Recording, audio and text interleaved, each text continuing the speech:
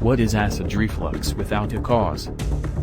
Acid reflux is bad enough if you know exactly what causes it, such as a hernia in your esophagus or a weak valve at the top of your stomach, but many people suffer from reflux or excess acidity without medical science being able to find any reason for it. The journal Gastroenterology has now published a study of these cases to see how common they are. The authors of this study investigated what they called functional gastrointestinal disorders, which they define as symptoms in the esophagus, stomach, abdomen, or bowels that have no obvious cause.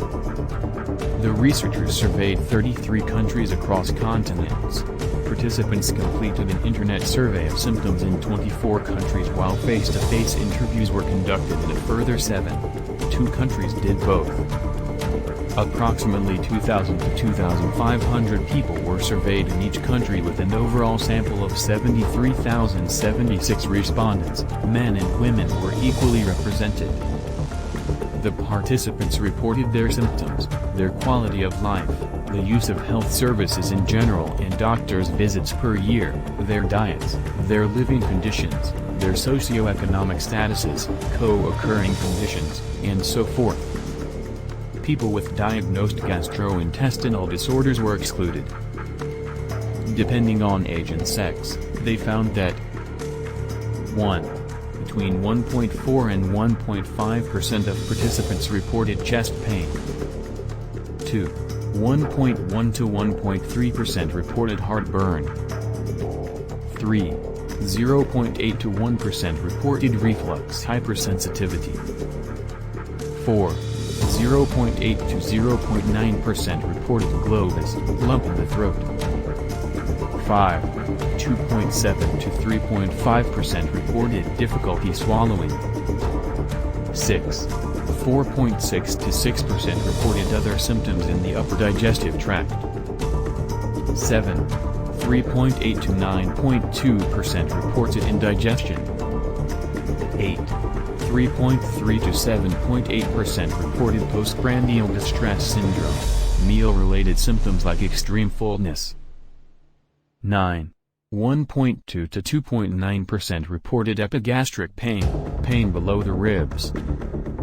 10. 0.7 to 1.1% reported frequent belching. 11.